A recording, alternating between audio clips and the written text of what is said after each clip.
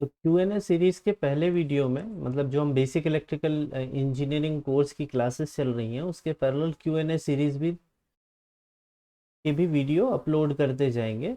तो जिसमें हमने बताया था कि रेजिस्टेंस और इंडक्टेंस को जब डिफाइन किया था तो क्वेश्चन दिया था कि अगर L लेंथ का कंडक्टर है और उसमें हम इस तरह से टर्न बना लेते हैं तो क्या वो रेजिस्टेंस होगा या वो इंडक्टेंस होगा, मतलब आप उसे रेजिस्टेंस कंसीडर करेंगे या इंडक्टेंस।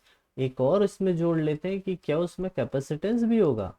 तो इसको समझने के लिए हम देखते हैं कि ये एल लेंथ का कंडक्टर है, ठीक है, ये हमने बना बना लिया है। और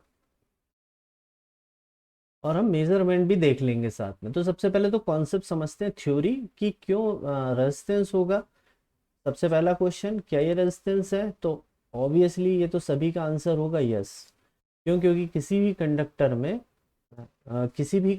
में रेजिस्टेंस तो होगा ही होगा। कोई ऐसा मटेरियली पॉसिबल नहीं है जो जीरो रेजिस्टेंस ऑफर करे, ठीक है, या करंट के फ्लो का अपोज ना करे। सुपर कंडक्टर्स को छोड़ दें तो वहाँ एक डिफरेंट टेम्परेचर पे, तो वो अलग ही कॉन्सेप्ट है, उसको छोड़ देते हैं। तो हम रेजिस्टेंस आर की बात कर रहे थे, तो आर का आंसर होगा यस। क्योंकि कोई भी कंडक्टर में रेजिस्टिव प्रॉपर्टी होगी तो obviously resistance would be there. Next बात करते हैं हम इंडक्टेंस की, क्या इस कॉइल में एल होगा? तो आंसर है यस। क्यों इंडक्टेंस होगा? क्योंकि आपने टर्न्स बनाए हैं। अगर टर्न नहीं भी बनाते तो भी इंडक्टेंस होता, भले ही उसकी वैल्यू कितनी भी कम हो। क्यों? क्योंकि जब भी आप उससे करंट फ्लो कराएंगे, जहां भी सर्किट में करंट होगा एक फ्लक्स प्रोड्यूस होगा, ठीक है। राइट हैंड ग्रिप रूल से निकालते हैं, अगर कंडक्टर स्ट्रेट है, ठीक है, तो फ्लक्स की डायरेक्शन क्या हो जाएगी? सर्कुलर। क्लॉकवाइज या एंटी क्लॉकवाइज डिपेंड करेगा आपकी डायरेक्शन ऑफ करंट पे। तो जहां फ्लक्स होगी वहां फ्लक्स लिंकेज होगा, फ्लक्स लिंकेज होगा तो एक वोल्टेज अपीयर होगा या एक ईएमएफ इंड्यूस होगा। तो ऑब्वियसली आंसर इज यस। अब लास्ट आते हैं कैपेसिटेंस पे।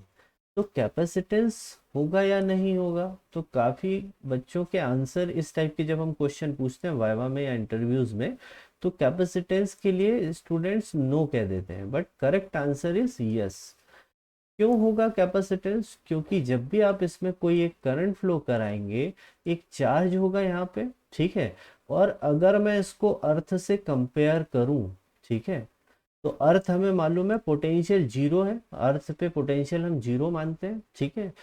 तो ये जीरो पोटेंशियल और यहाँ पे जो चार्ज है उसके बीच में एक डिस्टेंस डी आ जाती है, ठीक है। इसीलिए कैपेसिटेंस होता है। इलेक्ट्रिकल इंजीनियरिंग में जब हम लॉन्ग ट्रांसमिशन लाइन पढ़ते हैं तो एल और आर के इफेक्ट को, एल आर और सी के इफेक्ट को हम वहाँ पे कंप्लीट कैलकुलेशन या एनालिसिस करते हैं। तो एक स्ट्रेट कंडक्टर हो चाहे या एन टर्न का कंडक्टर हो जिसकी एल लेंथ हो, उसमें तीनों प्रॉपर्टी मिलती है, आर एल और सी।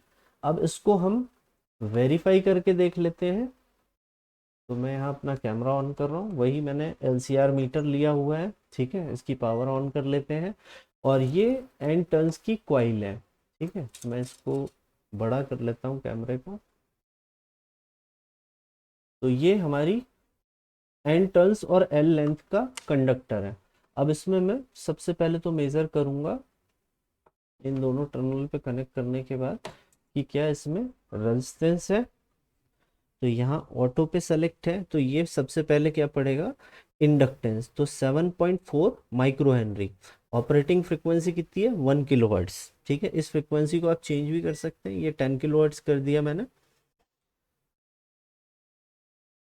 अब ये पढ़ रहा है रेजिस्टेंस, अब ये पढ़ रहा है कैपेसिटेंस। तो मैं फंक्शन से इसको चेंज कर लेता हूँ। तो सबसे पहले मैंने क्या मेजर किया? 0.27 माइक्रो हेनरी 10 किलोहर्ट्ज फ्रिक्वेंसी पे। क्यू की वैल्यू आ रही है 1.12 ओमेगा एल बाय आर, ठीक है।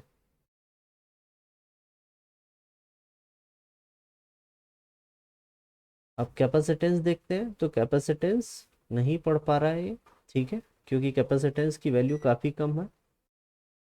रेजिस्टेंस 0.03। तो ये हमारी तीनों वैल्यू आ रही हैं।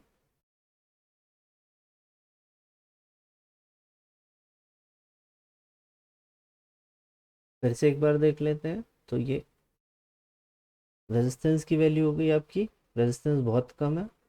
कैपेसिटेंस सीरीज और पैरेलल दोनों देख सकते हैं यहाँ से आप। तो पैरेलल रेजिस्टेंस पे अगर मैं क्लिक करूँ,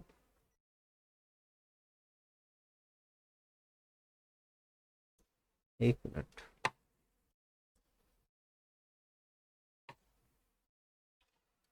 फ्रिक्वेंसी चेंज कर लेते हैं।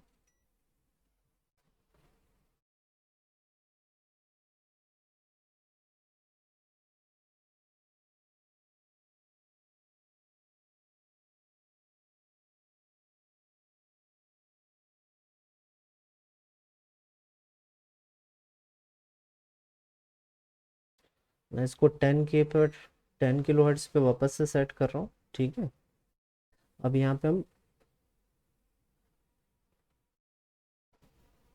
इंडक्टेंस की वैल्यू अगेन आपकी आ गई 0.06 माइक्रो हेनरी, क्यू की वैल्यू 0.9,